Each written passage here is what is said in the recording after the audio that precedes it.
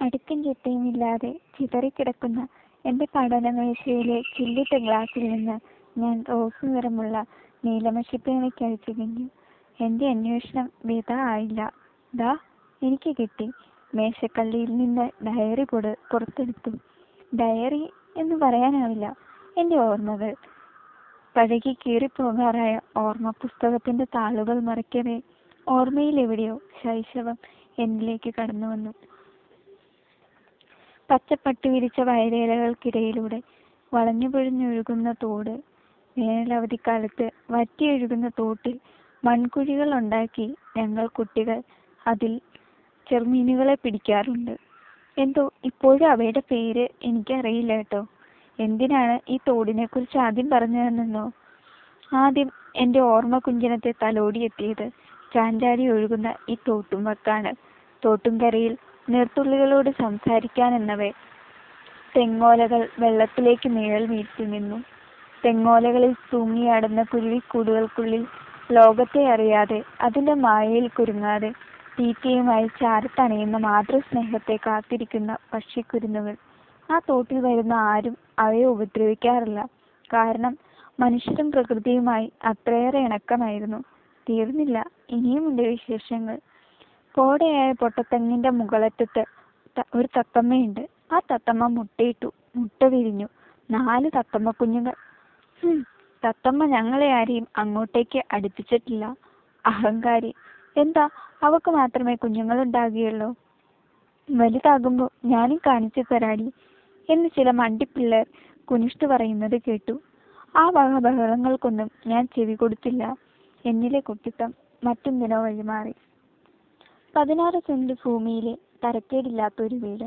3 മുറികളും ഒരടുക്കളയും പിന്നെ പരമ്പരാഗത മറ്റുമൊക്കെയുള്ള ഓടുമേഞ്ഞ ഒരസൽ തറവാട് വീട്. അടുക്കള വശത്തെ ചെറുമുറ്റത്തിന്റെ വടക്കേ മൂലയിൽ വീടിനോട് ചാഞ്ഞ് ഒരു പേരയ്ക്കാമാവ് നിന്നിരുന്നു. ആഹാ, പേരയ്ക്ക തിന്നിട്ടില്ലേ? അതേന്നെ, പേരയ്ക്കായുടെ അതേ രുചി.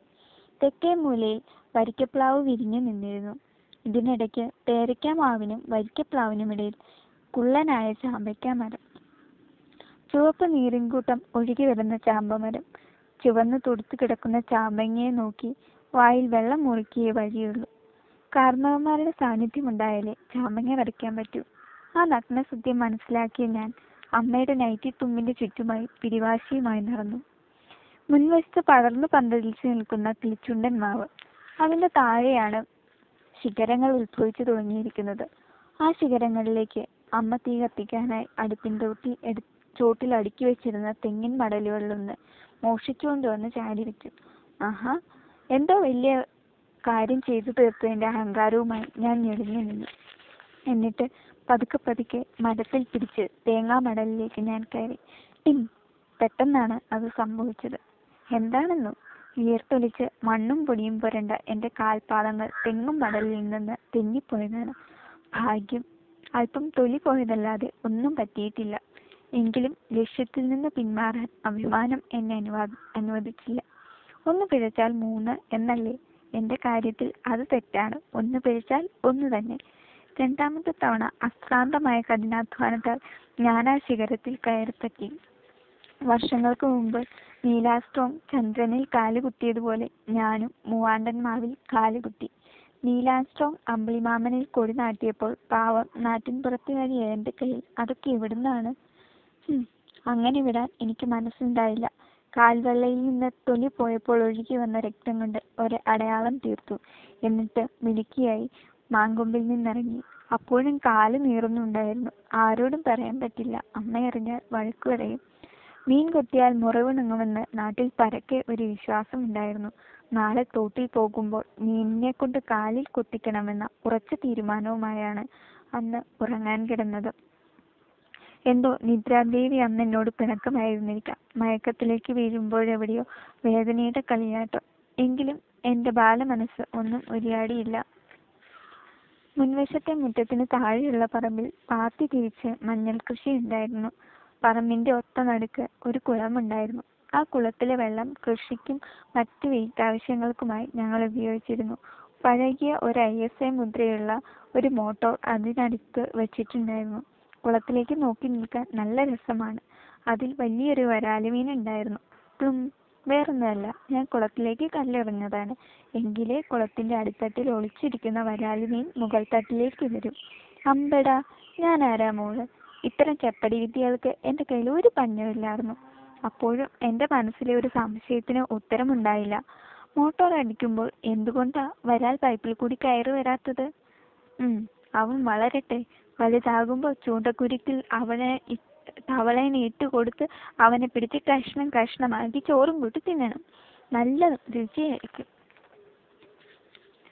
വീടിനോട് ചേർന്ന് കിഴക്കേ മൂലയിൽ ഒരു തൊഴുത്തുണ്ടായിരുന്നു. അതിൽ വെളുമ്പി പശുവും അവക്കടെ ക്ടാവും ഉണ്ടായിരുന്നു.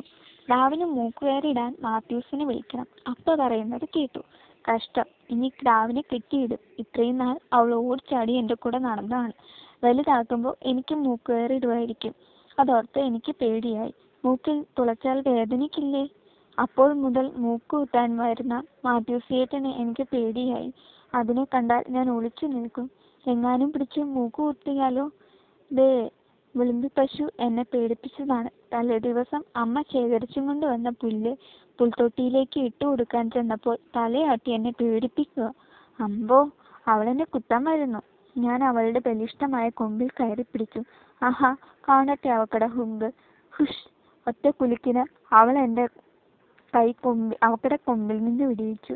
ഇനി അവളുടെ അടുത്ത് നിൽക്കുന്നത് ആരോഗ്യത്തിന് ഹാനികരമാണെന്ന് മനസ്സിലായപ്പോൾ ഞാൻ പതുക്കെ പുല്ല് ദാനം ചെയ്യുന്ന ചടങ്ങ് അവസാനിപ്പിച്ചു. സ്കൂൾ യൂണിഫോം ഇട്ട്, ബെൽറ്റും കെട്ടി, ഇരുവശത്തുമായി ചീകി റിബൺ കെട്ടിയ മുടിയുമായി, പുത്തൻ സ്കൂബിയുടെ ബാഗുമിട്ട് അന്നാദ്യമായി ഞാൻ വിദ്യാലയത്തിലേക്ക് പുറപ്പെട്ടു. ഹാപ്പിച്ചേട്ടന്റെ മുച്ചക്രവാഹനം ഓട്ടോറിക്ഷയിലാണ് പോവുക. വീട്ടിൽ നിന്ന് റോഡിലേക്ക് അല്പം നടക്കണം.